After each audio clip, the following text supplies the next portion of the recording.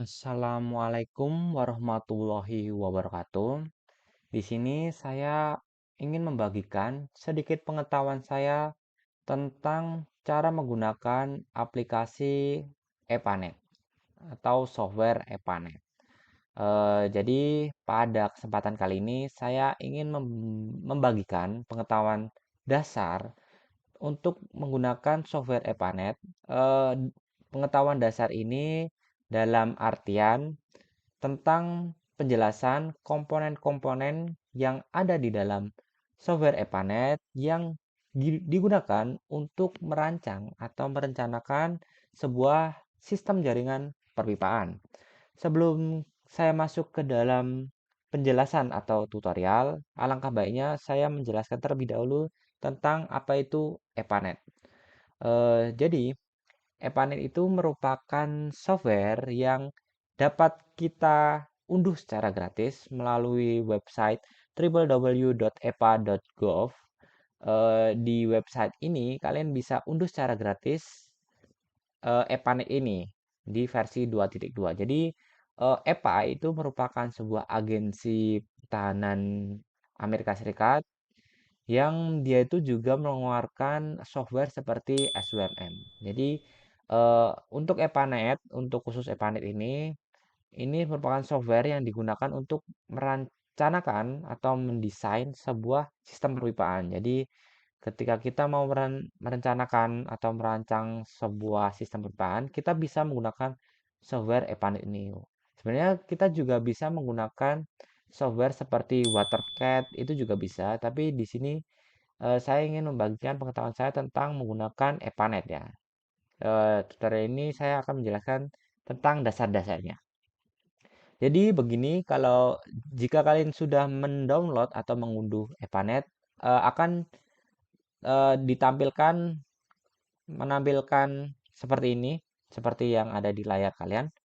Jadi awal mula untuk kita mengerjakan sebuah proyek, kita memerlukan suatu area atau suatu daerah yang nantinya kita akan rencanakan membangun sebuah sistem perpipaan. Saya ambil contoh di sini, saya dengan menggunakan Google Earth Pro. Jadi di sini saya akan akan merencanakan sebuah sistem perpipaan pada wilayah daerah Sumber Botorubo di Kabupaten Malang. Jadi di sini sumber Botorubo ini merupakan sumber mata airnya dan yang merah-merah ini adalah batasan yang nantinya saya akan distribusikan air ini dengan sistem jaringan perpipaan menuju ke wilayah yang merah ini. Jadi yang merah ini adalah wilayah yang akan saya distribusikan air bersihnya. Jadi kita memerlukan daerahnya. Kalian bisa menggunakan Google Earth Pro ini untuk menggambarkan wilayah perencanaan kalian. Di sini sebagai contoh seperti ini. Setelah kalian sudah mendapatkan suatu wilayah dan batasan-batasan wilayah tersebut, kalian dapat menggambarnya di AutoCAD ya. Seperti contoh ini sebenarnya sudah jadi. Jadi kalian bisa lakukan tangkapan layar atau screenshot ini daerah wilayah perencanaan kita. Kita masukkan ke dalam AutoCAD dan kita gambar sistem distribusinya. Ini saya memberikan contoh yang sudah kami rencanakan. Jadi awalnya perencanaannya akan seperti ini. Oh ya, sebelum kita merencanakan eh, sistem distribusi perpipaan, yang harus kita utamakan adalah posisi tandon. Jadi ketika kita menggunakan software Epanet, kalian harus, ini menurut saya wajib, posisi tandon kalian itu berada di elevasi paling tinggi dari daerah wilayah yang kalian ingin distribusikan. Seperti contoh di daerah perencanaan saya yang ini, yang Google Earth Pro ini, daerah tertingginya itu di elevasi 556. Jadi tandon yang saya akan rencanakan harus lebih tinggi dari elevasi 556 supaya tidak terjadi tekanan negatif yang mengakibatkan air tidak dapat mengalir ke daerah tertinggi tersebut. Setelah kita sudah menggambarkan sebuah konsep wilayah perencanaan kita, kita dapat mengkonversi ini menjadi PDF maupun JPG. Lalu kita dapat eh, mengubah PDF itu menjadi bitmap. Nah, kenapa harus dijadikan bitmap? Karena pada aplikasi ePanet ini kalian itu bisa open backdrop atau kalian bisa memuat backdrop ini dengan syarat harus menggunakan eh, apa ya? Harus menggunakan jenis file bitmaps atau enhanced meta file atau meta file. Jadi kalian tidak bisa menggunakan JPG atau PDF. Kalau di SBMM itu kalian masih bisa menggunakan PNG. Tapi di ePanet ini kalian hanya bisa menggunakan bitmap. Jadi eh, perencanaan wilayah perencanaan wilayah perpipaan kalian harus kalian konversi terlebih dahulu menjadi bitmap. Di sini sebagai contoh saya sudah punya seperti ini. Ini yang contoh yang tadi. Jadi di sini cara untuk memasukkan backdrop tuh di view, habis itu di backdrop, habis itu load. Nanti kalian bisa masukkan file bitmap kalian. Setelah kita udah memasukkan backdrop atau skema layanan distribusi perpipaan kita, di sini saya akan menjelaskan beberapa peralatan atau tools yang nantinya kita akan gunakan untuk merencanakan sebuah sistem jaringan perpipaan. Mungkin sebelum masuk ke situ, kalian harus mengubah satuan dalam ePanet. Untuk mengubah satuannya itu kalian dapat di ini menu project, habis itu analysis option. Nah, di sini kalian harus mengubahnya ke LPS atau liter per second. Untuk head loss formula itu terserah kalian. Kalian bisa menggunakan Darcy-Weisbach atau Hazen-William, terserah. Di sini saya contohnya akan menggunakan Darcy-Weisbach. Eh, untuk satuan-satuan yang nanti kita gunakan, kalian bisa melihatnya di menu Help. Setelah itu Units. Nah, di sini ada beberapa satuan yang nantinya kita gunakan. Contohnya seperti elevasi kita menggunakan meter, untuk diameter tangki itu menggunakan meter, diameter pipa kita menggunakan milimeter dan masih banyak beberapa satuan yang nantinya kita gunakan untuk ngerunning di software ePanet ini. Oke, di sini saya akan menjelaskan peralatan yang akan kita gunakan di software ePanet. Di sini mungkin kita akan di bagian kiri di sini ya. Di sini ini ada menu kursor ya. Itu select object. Ini digunakan untuk kita nge-select atau melihat sebuah objek yang nantinya kita buat. Nah, untuk menggeser menggeser backdrop kita bisa menggunakan ini icon pen ini untuk menggeser sebuah map kita ya, backdrop kita ya. Soalnya kalau kita menggunakan ini, kita tidak bisa menggeser sama sekali. Kalau di SBMM tuh kita bisa menggunakan memencet tombol scroll itu masih bisa untuk menggeser map, tapi di Epan ini kita tidak bisa, kita harus menggunakan ini icon pen ini ya. Oke, setelah itu saya akan menjelaskan beberapa tools ya, seperti ini. Di sini ada tools junction, ada tools reservoir, ada tools tank, ada tools pipe, pump, dan juga valve. Ini untuk label ya. Nah, di sini saya akan menjelaskan dari junction dulu ya.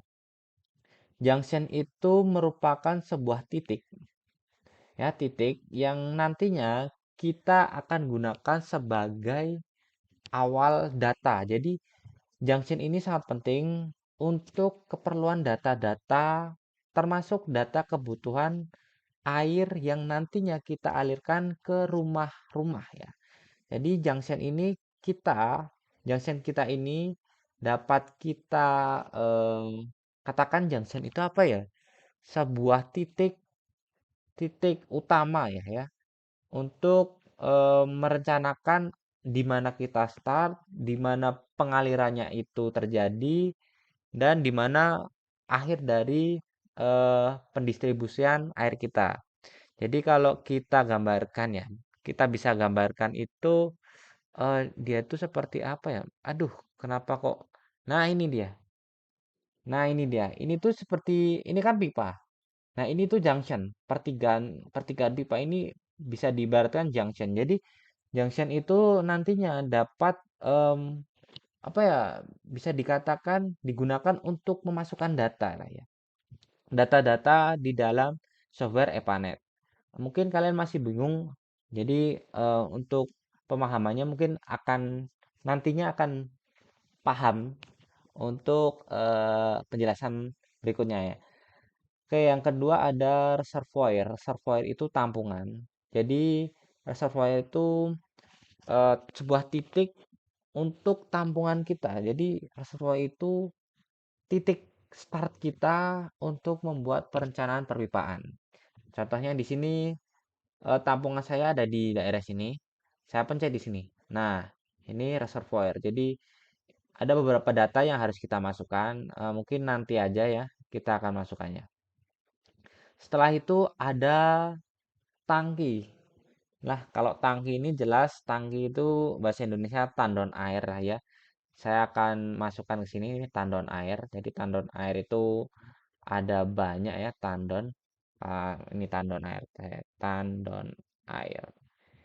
Tandon air ada macam banyak volumenya, ada yang besar, ada yang lebih besar, tergantung sama volume yang kita butuhkan di perencanaan kita.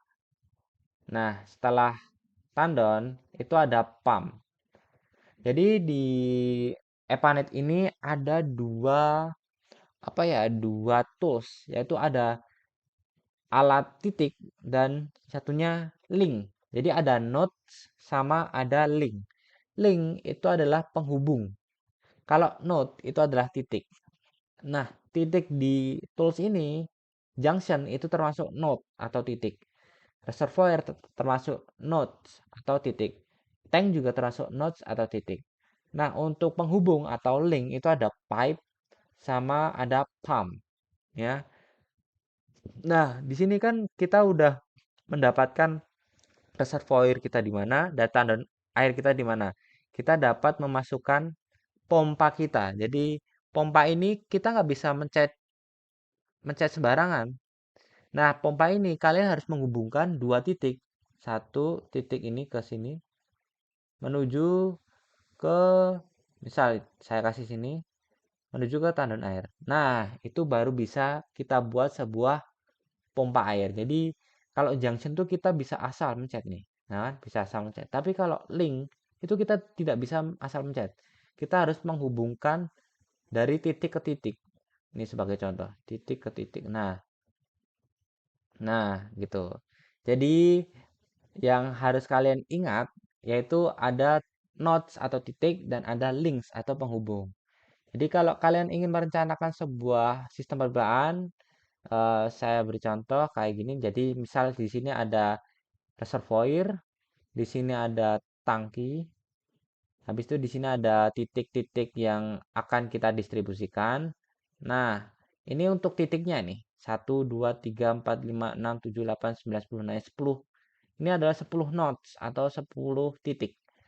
Untuk menghubungkannya kita menggunakan link. Nah, ini kita menggunakan pompa dari reservoir menuju tandon, habis itu dari tandon menuju titik-titik yang nantinya kita distribusikan ke perumahan. Seperti ini. Nah, ini penjelasan awalnya ya. Setelah itu mungkin untuk penjelasan datanya saya akan melihat dari sini contohnya. Eh, nah, ini adalah sebagai contoh ya suatu sistem percobaan. Sebentar, kita sebenarnya mohon maaf, ini saya masukkan backdrop bisa nggak ya? Bentar. Nah, ini kan yang tadi kita buat, saya sudah memasukkan sistemnya, sistem perpipaan seperti ini. Jadi ini reservoir, ini tandon, ini pompa, dan di sini adalah titik-titik rumah. Ya. Nah, ada beberapa hal yang perlu kalian harus hal yang be- hal beberapa hal yang harus kalian ketahui, yaitu tentang data-data yang harus kalian masukkan ke dalam titik atau node dan juga link atau garis penghubung. Untuk nodes, di sini nodes reservoir, data yang perlu kalian masukkan adalah total height. Total height itu adalah elevasi ketinggian reservoir kalian. Jadi reservoir kalian tuh ada di ketinggian mana? Contohnya di sini ada di ketinggian 546,5. Setelah itu sebenarnya ada initial quality itu artinya tuh gini. Jadi di awal reservoir kalian itu kandungan kualitas apa namanya? Kualitas air dari tandon kalian itu seperti apa. Nah, initial quality itu adalah waktu awal running aplikasi software Epanet ini dianggap bahwa sumber atau reservoir kalian itu memiliki nilai, misalnya saya masukkan satu, ya, satu contoh. Dan dapat diartikan waktu awal ngerunning aplikasi ini itu kualitas air di sana itu mengandung satu miligram per liter di reservoir kalian. Jadi ini tuh sebagai penunjang kualitas air kalian. Ini sebenarnya bisa kalian masukkan dan bisa juga enggak. Tapi kalau untuk perencanaan yang benar-benar perencanaan sih kalian harus memasukkan. Ya, untuk hand pattern itu hand pattern tuh mungkin enggak ya. Pattern itu sebenarnya pola. Jadi head pattern itu adalah pola ketinggian air, pola ketinggian tampungan kalian itu kayak apa. Jadi kan misalnya ini di ketinggian ini, jadi total head di sini dapat diartikan di satu hari itu total headnya tuh segini terus, konstan selalu, tidak ada pola atau perubahan. Setelah itu kita masukkan menuju ke link pompa. Di sini pompa kita memerlukan beberapa data, yaitu pump curve. Pump curve itu adalah lengkung pompa tersebut berjalan. Di sini kalian harus di sini curve kalian harus kalian masukkan di sini. Jadi di data, habis itu menuju ke curve, kalian buat baru di sini, kalian bisa buat baru di sini. Habis itu kalian ini ada type, curve type, dan masukkan pump. Nah, di sini tuh ada flow dan head. Nah, head ini artinya itu adalah kekuatan pipa kalian tuh berapa. Kan pipa itu, sorry, pompa itu kan ada spesifikasi ya. Kita lihat ya, pompa spesifikasi. Contohnya di sini, pompa itu kan ada daya hisap dan daya dorong. Nah, daya hisap dan daya dorong itu nih contoh nih head ada 20 sampai 35 meter. Nanti kalian masukkan ke dalam sini. Ini headnya bisa kalian masukkan.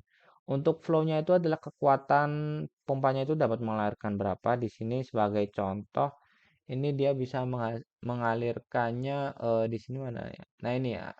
Ini ada enggak, ini liter per menit. Oh, ini dia. Dia dapat menghasilkan 600 sampai 1300 liter per menit ya. Kalian harus konversi ke liter per detik di Epanet ini. Setelah kalian udah masukkan curve ini, misalnya ini curve 1, nanti kalian masukkan di sini pump curve 1 gitu. Kita lanjut ke data yang ada di tandon atau tank. Pertama pasti ada elevasi. Ya, yang seperti yang saya omongkan tadi, elevasi tangki itu harus paling tinggi ya. Soalnya kalau ada daerah yang lebih tinggi dari tangki itu kemungkinan tuh bisa terjadi negative pressure ya. Setelah itu initial level, minimum level, maksimum level. Diameter sama volume curve. Oke, untuk diameter jelas gampang ya. Kalian bisa eh, lihat di bagaimana spesifikasi tandon kalian. Misal yang tadi, ini misal tandon kalian ini 1200. Nah, ini diameternya berapa? Kalian bisa lihat di spesifikasi tandonnya ya. Habis itu kalau maksimum level itu tuh dalam artian tuh tandon kalian tuh di ketinggian berapa itu maksimumnya. Jadi maksimal ketinggian tandon kalian. Misal contohnya ini diameter 1,8 meter, tinggi maksimum 2,3 meter, minimum level 0,2. Nah, di sini minimum level kalian tuh tidak bisa menuliskan 0. Soalnya secara logika tandon itu tidak bisa habis benar-benar habis 0 ya. Pasti ada sisa lah ya, ada sisa berapa meter, sorry bukan berapa meter, berapa senti yang kita itu di ketinggian tersebut kita itu tidak bisa mengambil air lagi. Jadi minimum level itu 0,2 atau 20 cm ya. Jadi kita tuh tandon kita tuh benar-benar tidak bisa habis 0%. Pasti itu ada sisanya sedikit. Nah, initial level itu adalah ketinggian air di tandon kalian pada saat kalian awal ngerunning aplikasi software Epanet ini. Contohnya gini, waktu kalian mau menjalankan suatu sistem perpipaan, nah initial level ini itu adalah anggapan di mana tandon kalian terisi air seberapa tinggi gitu. Jadi ketika kita mau ngerunning, air kita ini setinggi berapa? Kan nggak mungkin kosong, pasti ada airnya kan. Nah, kita anggap di sini 1 meter tandon saya terisi. Untuk volume curve, seperti yang tadi pump curve, kita harus menambah lagi curve. Kita tambah ini. Habis itu kita masukkan ke ini. Contoh, nah ini curve type. Kalian bisa masuk ke volume. Habis itu kalian bisa masukkan ini. Misal nih, ketinggian 0, volumenya 0. Di ketinggian 0,23 meter, volumenya 0,59 meter kubik. Untuk ketinggian 0,4, volumenya 1,1 meter kubik sampai maksimal. Jadi itu lengkungan sebuah apa ya? Kayak sebuah lengkungan data dari tandon kita. Jadi untuk aplikasi ini biar bisa ngerunning tuh bisa tahu tandon kita tuh di maksimum berapa sih dan itu volumenya berapa gitu loh. Habis itu kalian dapat oke dan masukkan ke tandon ini ke tadi ke apa namanya curve ya. Di volume curve kalian bisa masukkan. Untuk yang lain tuh sebenarnya ada kayak ini quality ini bisa mixing fraction bisa tapi ini mungkin saya tidak bisa menjelaskan karena ini sangat rumit mungkin. Karena saya juga belum paham juga. Karena saya akan menjelaskan dasar-dasarnya saja. Setelah itu untuk junction itu yang perlu dimasukkan itu adalah elevasi, habis itu base demand, habis itu demand pattern. Sebenarnya harus kalian masukkan itu apa ya? Kalau emitter coefficient itu kayak sebuah koefisien kebocoran lah ya.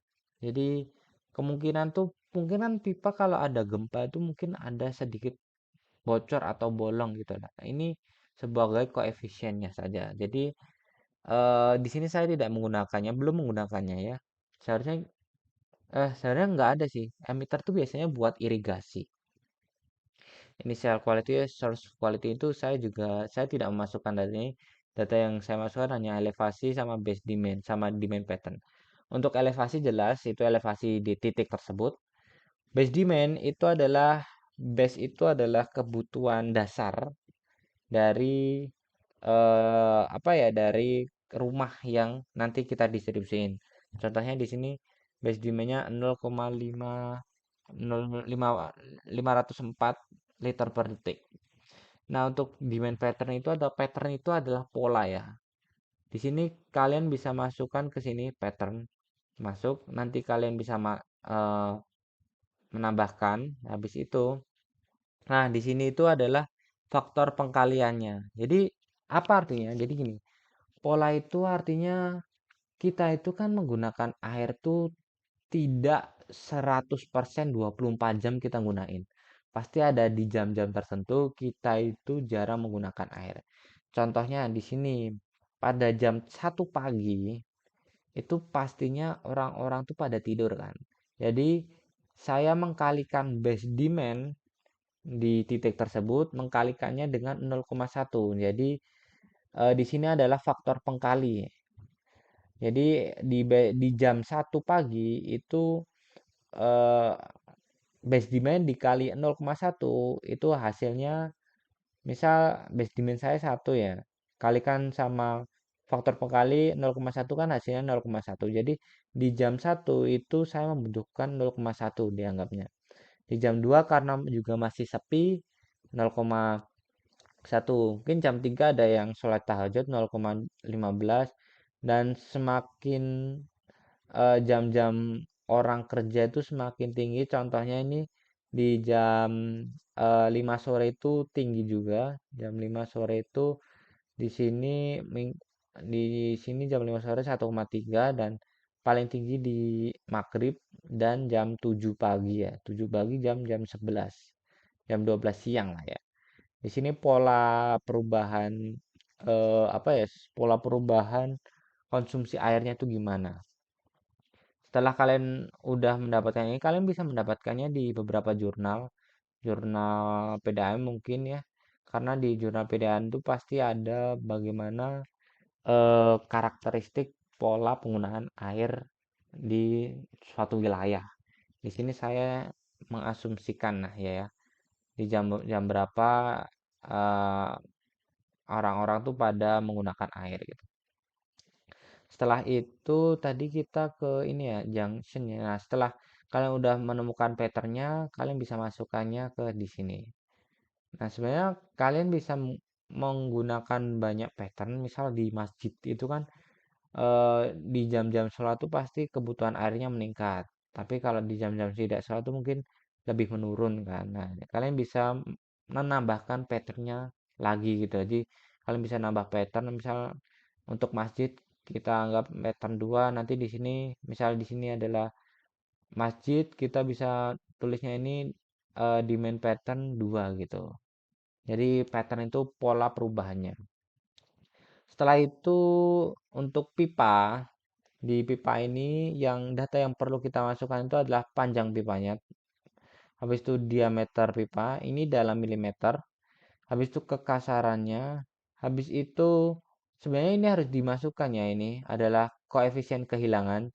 Koefisien kehilangan itu bisa terjadi karena adanya pengecilan pipa atau belokan pipa atau perbesaran pipa ya. Sebenarnya, nah ini kenapa saya bilang bahwa apa namanya, junction itu paling penting untuk data, terutama data di pipa. Jadi semisal di pertigaan ini, semisal pipa ini ukuran 3 inci, di sini 3 inci ya. Nah, di sini menjadi misalkan ya di sini menjadi 2.